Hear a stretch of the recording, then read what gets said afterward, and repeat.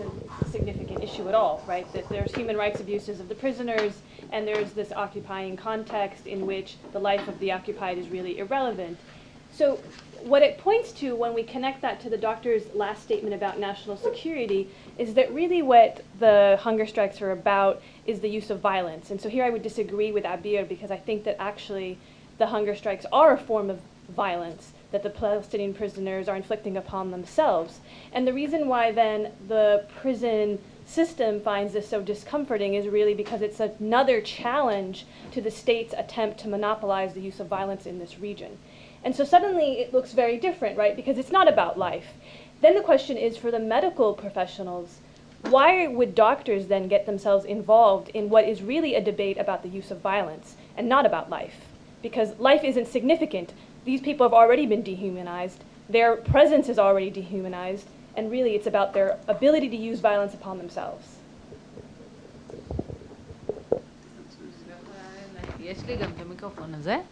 Okay. So I think we will collect a few more questions. We don't have a lot of time. So any more hands? Yeah? Okay. Sorry for not remembering the names. Thank you. Very, very interesting panel. Thank you very much.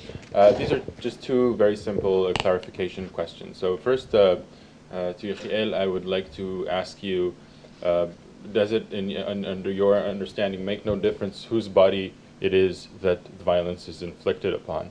It doesn't make a difference from a moral perspective if a body is my own or it's a body of another person. Very, very simple. Objection to your argument. And to Eyal, just do you think that the same exact, I take it the answer is yes, but I'd like to hear you a little bit more about it, about this issue. Is it the same exact standard that applies to any patient regardless of their detention, or does imprisonment or detention put on the government higher responsibilities towards the imprisoned population, in which case there seems to be some need for deviation from the rights of the patient and some kind of form of special law in the context of a prison system. As we heard, that kind of law does in fact exist in the form, for example, of tort responsibility on the prison system when the prisoner is harms themselves. Do you, in other words, object to that kind of responsibility? So I'm again surprised by the shared kind of overlapping consensus that has emerged from this discussion in many ways. So, okay, there's a hypothetical law that was never enforced, and people kind of skipped, mainly Yechiel touched upon it, but that was in the background. And then it seems if we put that aside for a minute and just look at the reality as we know it, there seems to have been a shared interest of all sides involved not to come to a place of not only the catastrophe, but even the political violent rupture, right? So that on the one hand, Liav Goldstein tells us that in the final analysis, the prison service made the moves to make this smoothly work, that is, to allow for the hunger strike to take place. And the prisoners also cooperated on the other side of this extreme. Not cooperated is a strong word, but it's an important word to say that they weren't willing. Okay, again, there's no symmetry here, but that they also wanted to keep it to the extent possible within the confinements of a certain kind of negotiation, rather than pushing it to the extreme. And this has allowed a certain kind of management of the crisis that ended up in nothing. I mean, in hardly any political gains on the prisoner's side, and in no law on the other side. And so maybe just kind of to yes, this round. I'm talking about this round.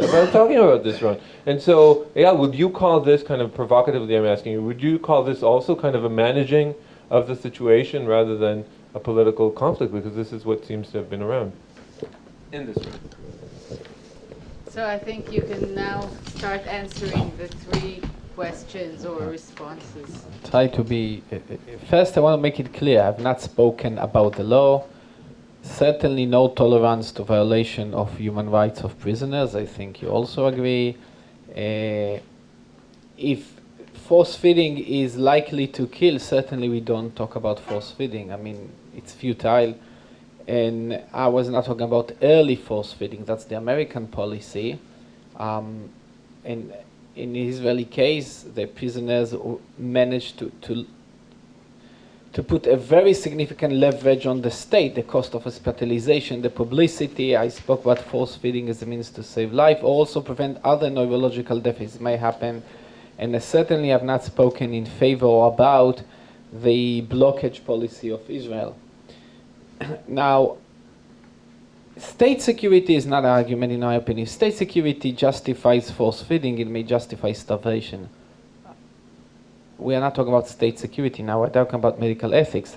And one of the values of medical ethics, unless we subject medical ethics as well to a cynical perspective of biopolitics, it's somehow beyond or above or below politics, and that's the ABC of the ICRE and humanitarian values, that we care for the life of every person equally. And in this sense, self-violence is equal to violence against others. Certainly in criminal law, if you kill others, it's worse and more serious an offense than harming yourself.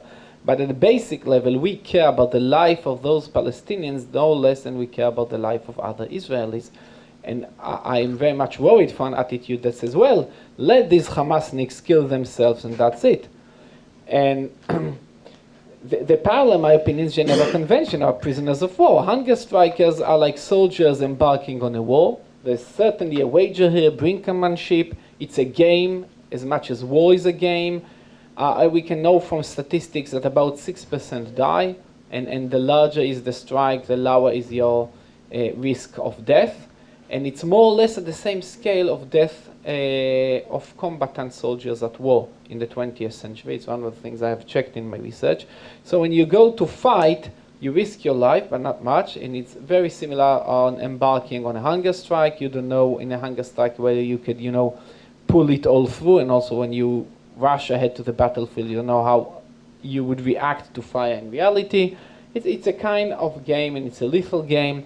And there's also humanitarian law that sets limits to it. And it says that once a person is injured and cannot bear arms anymore, there is a duty to care equally for foe and your own people. And the same thing. So when those prisoners or whatever, Palestinians and non-Palestinians or criminals, they go on hunger strike, suddenly it's immoral to jump on them and force them food.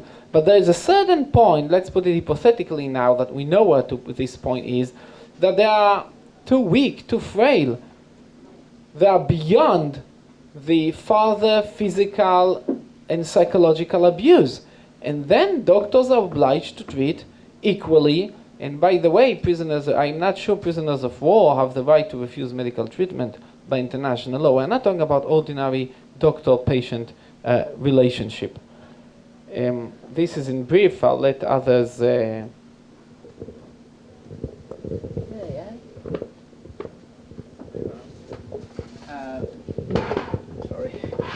So three points. First, about violence, which came up. I think we have to question all this definition of violence, right? Because violence is not just an act. It's an act done in a certain context. So act that will be in some context considered violent, in other contexts will not be violent.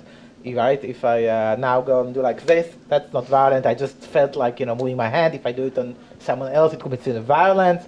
So I don't know. This whole definition of violence as it exists in abstract is not. I mean, when people do like bodily modification or when they do consensual SM relations, in many contexts, will we call it violence? It's a very complicated question, right? So it's not longer an offense, by the way, to commit suicide under Israeli law at least. Plastic Yeah, so many things we consider violence are not violence when you do it on yourself or consensually. So I'll be very careful here to, including committing suicide. So I'll be very careful to say here it's violence, that's why it's prohibited, and we have to prevent it. I think that's a very... I didn't say it's prohibited, I said it's violence. Yeah, okay, but the conclusion was that's why we can prevent it, and that's why I think second about your question, Itamar, I mean, I know it's a good question, but I think, first of all, the law does, patient rights law, just kind of to get away with the black letter law does apply to the prison service explicitly, but I think, I don't think that in this context we should have different standards. The fact that there is tort obligations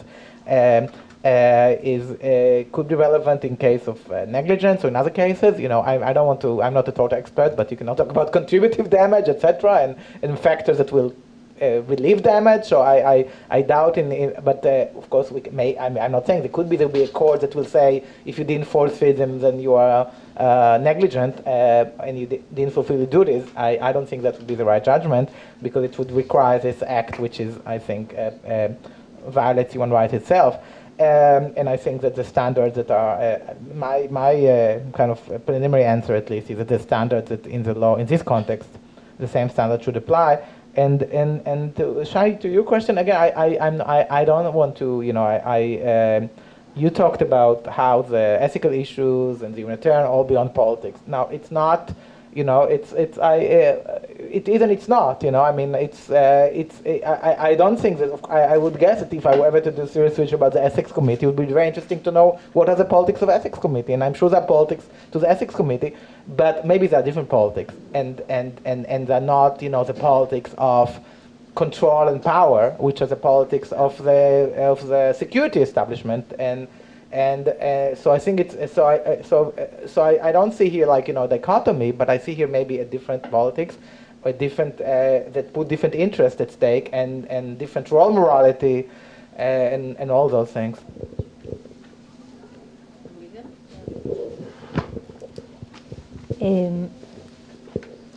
Maybe I should make one point very clear. The prisoners are not happy with being on a hunger strike. They are not happy at all. Starving to death, it is, of course, a violent act, torturing your body. And as a lawyer, and every day I just pray for the minute the media declares on that the prison stopped their hunger strike. We do care for their lives. But knowing that these people, this is the only way to be heard. These people, when they, as opposed to criminals, by the way, and no wonder why we don't hear about criminal prisoners or prisoners who are classified as criminals. I don't like the classification in prison. So those who are classified as criminals, they gather together and announce or open a hunger strike. And believe me, they have many things to complain about in prison, the criminals.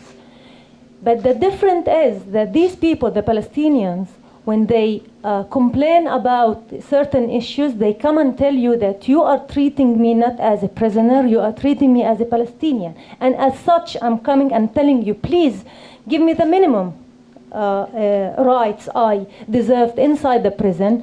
Don't make me, turn. What happens is usually in any political event outside the prison, immediately political prisoners are affected in their basic lives, basic physical conditions. Meaning, when, and this I want to here to tell you, Yishai, that in the last round, May, June, this last hunger strike with the administrative detainees and those who expressed solidarity with them, the strike was stopped not because Miri Regev's bill or whatever, the prison's new proposed bill. I'm sure they were not afraid of this. They have many other things to be afraid of. It was stopped because our goal is to be heard, to address the issue of administrative detention publicly, like begging the people, begging us also, these liberal people, please deal with it, please help us, because the number of the administrative detainees is increasing, and nobody is saying anything about the concept itself. So, but when the war on Gaza started, then they saw that also politically they will not get the attention, and there is no effectiveness of this hunger strike. And here I just want to respond to the way the prison reacts whenever a hunger strike opens or starts.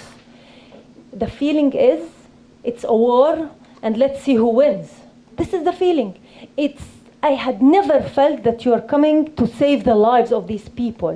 The feeling is when you immediately prevent the persons from seeing their parents, even when you declare that, like I am as a lawyer, sometimes I've been told that you can't see him, he can't stand. He can't stand because he's so tired. So I tend to believe, because really if you are in a hunger strike for 3 weeks, it is so logical that you can't stand.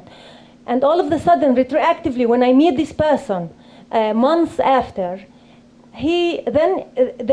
most of them also, they explain to us and tell us how they were forced to stand for the sfira, what is said, counting the prisoner every day, I think 3 to 4 times.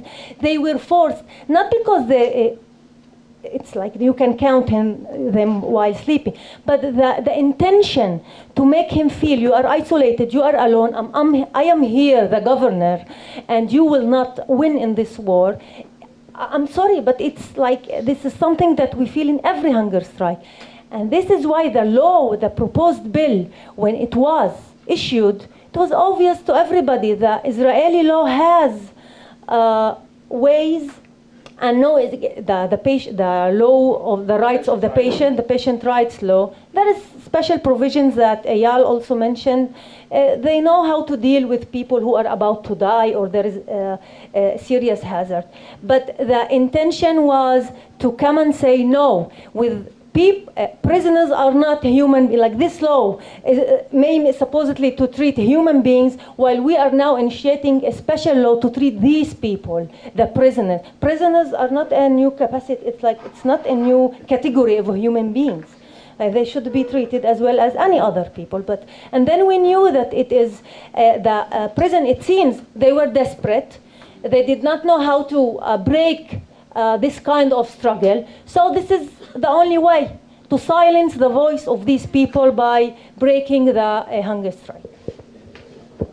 Can I say something? Okay, but before, it will be very quick. I want to say that I totally agree that the hunger strike is a form of violence. By the way, it's a very feminine form of violence because it's pointed inside and not outside. But the question is... Wikipedia. Huh? We have to edit Wikipedia. Why? It's one of the many places. The hunger strike as a means of non-violence. Jean Sharp. Okay, so you see, we can start agreeing. I think that's a lot. But the question is, what do you do with violence? And I think we see here two options, which are it's tempting to it's almost irresistible not to think of them really in political terms. One option is to force more violence, and the practice shows that more violence leads to death. And the other options is to negotiate. And there's it's not and that's when we leave the dichotomy of another violent act or not doing anything, we can do a lot. We don't overlook the violence, and that's, I think that's security. It's not saying, and that's what I want to ask you. When you say we should think of national security, I think that this is national security. What do we do with violence? Do we only act violently against it, or are there other ways to negotiate violence that are also helpful against violence? And that's like the two dichotomies that are here on the table. May I say something? Of course. Yeah, very short. First, I mean, negotiation certainly part of it, and I did not רגע, sorry. I'm sorry, I didn't. אבל אני חושבת שלא זכית בזכות הדיבור. לא, זה בסדר. קודם כל, זה שזה violence זה ברור כנראה. מה זה? יפה. מכיוון שזה violence, ואני לא מדבר כרופא כרגע, עוד פעם, אני באתי הנה כרופא, אבל יש איזה ידע מוקדם. מכיוון שזה violence, לכל עבירה יש טיפול. יש איזשהו סט טיפולי. והסט הטיפולי מופעל בכל מצב שבו יש הכרזה על שביתת רעב. אפשר לחלוק על זה, אפשר להציע אחרת, אבל זה איזשהו סט שנקבע. זה כמו שלכל עבירה על החוק יש איזשהו טיפול במסגרת החוק. אפשר לחלוק על מסגרת החוק שלנו, אבל זה מה שיש. זה מה שהחברה חקקה. ולכן, כשיש שובת רעב, קודם כל נשללים ממנו כמה זכויות, כמו שהזכרת. נקודה. עכשיו בוא נתחיל. אתה רוצה שיוחזרו לך הזכויות? תפסיק את שביתת הרעב, נקודה. עשית עבירת משמעת, אז תהיה מודע. אי אפשר לאכול את כל העוגה ושהיא תישאר שלמה. גם להגיד אני רוצה לשבות רעב, גם להיות מודע לזה שאני עובר עבירת משמעת, וגם לרצות, וגם לרצות שכל הזכויות יישארו. אז בסדר. וזאת מסגרת החוק. עכשיו אני רוצה לומר מילה אחת על הצעת החוק שעלתה פה. איפה עולה הצעת החוק? הרי יש אסכולה שאומרת, רבותיי, יש חוק זכויות החולה, ובמסגרת חוק זכויות החולה יש אמצעים להתמודד עם שביתת רעב. מה האמצעים שלנו? אני רק אחדד ואומר, במסגרת חוק זכויות החולה, החוק הזה מגדיר שני מצבי חירום. המצב הראשון זה נקרא סכנה חמורה. כשיש סכנה חמורה, אתה רשאי, אתה בתור מנהל המוסד הרפואי, לכנס ועדת אתיקה, והזכיר את זה קודם, וועדת האתיקה הזאת יש לה 5 התניות. מה הבעיה של 5 התניות? הבעיה זה התניה מספר 5 שהעלית קודם. זאת אומרת, כשאנחנו נציל את החולה ממוות, הוא צריך לבוא ולהגיד לנו תודה על זה שהצלנו אותו. היה והוא לא יגיד לנו תודה, אלא יגיד לנו, מה פתאום הצלתם אותי, רציתי למות, אני לא מאשר לכם לעשות את זה בפעם הבאה, אז לא נוכל להשתמש בזה. זאת אומרת שאחרי הפעם הראשונה נגמרה הזכות הזאת. זה בעיה אחת של חוק זכויות החולה. או יתרון, נכון. אני אומר, יש 2 אסכולות, אחת רואה בזה יתרון, אני כרגע מציג את שתיהם. הבעיה השנייה היא נוספת, אמרתי שיש 2 מדרגות. המדרגה הראשונה היא סכנה חמורה. המדרגה השנייה זה מצב חירום. מה זה מצב חירום? חולה איבד את ההכרה. נגיד, כשחולה מאבד את ההכרה, אין צורך בוועדת אתיקה. יכולים לזנק על החולה כל הרופאים שנמצאים בחדר, זה במסגרת החוק. לא לשאול אותו בכלל מה הוא רצה ומה הוא התכוון, לעשות לו כל מה שרוצים לעשות. הכל. הכל. וזה אינטובציה וזה צינורות מכל הכיוונים, כולל ניתוח אם צריך. אוקיי? אז יש רופאים שאומרים, אין בעיה. בוא נחכה, למה לנו להתעסק עם ועדות אתיקה? רגע, שנייה. רגע, תן לי להציג את כל, אני נתתי לך להציג. יש רופאים שאומרים, תקשיב, לא נכון, אני גם חושב מה שאתה אמרת זה לא נכון, אבל תרשה לי להביע את עמדתי. דרך אגב, זה לא עמדתי.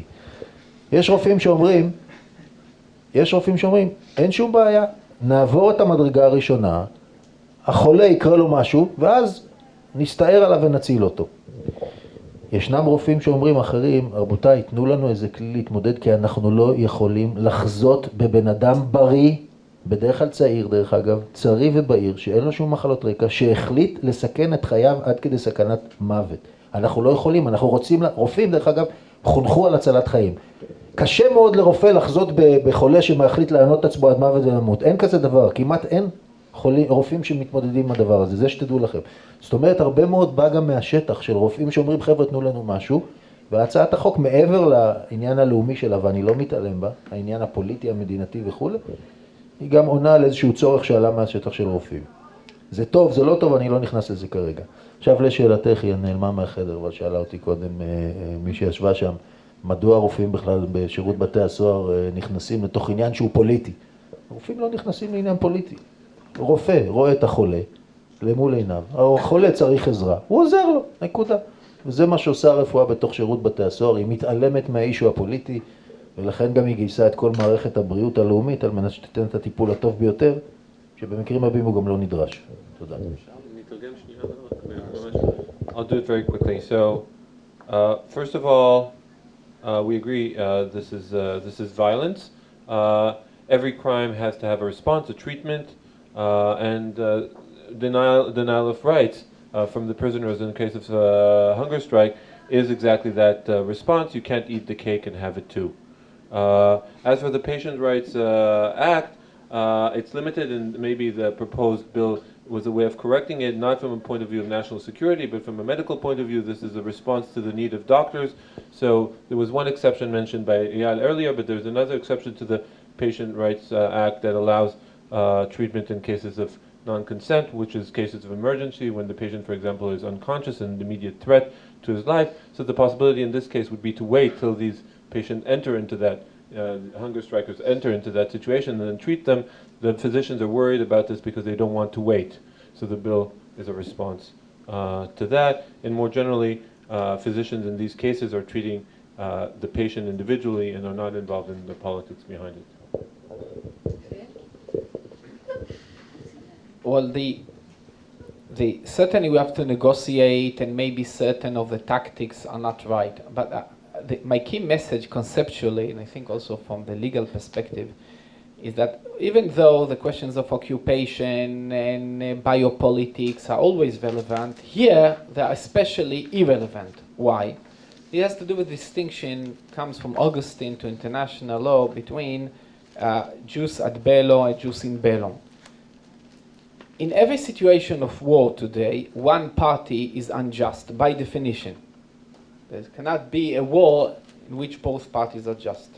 Nevertheless, there is the principle of reciprocity. Both sides are equally bounded by the laws of war itself. Once we understand this, we have to put aside the political questions and all other contexts and see the hunger strike as a kind of specific mode of violence that needs boundaries, needs hedging, like the laws against personal mines, laws against chemical warfare, and so forth. And this is my key message here. We have to think whether self-violence in armed conflict is something that has no limits, simply because it is directed against the self, and the implications on this, on the creation of future brigades of allied commando that out-excel each other by self-mutilation, self-abuse, and this is the problem I see here.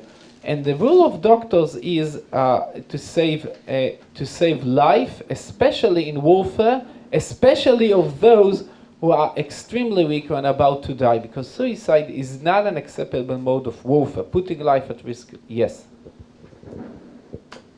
Okay, so we've reached 3 o'clock, and I want to thank you for this wonderful session, and also to take the chance to thank Shai and the organizers for a wonderful day, although it was a difficult discussion and not a very pleasant topic.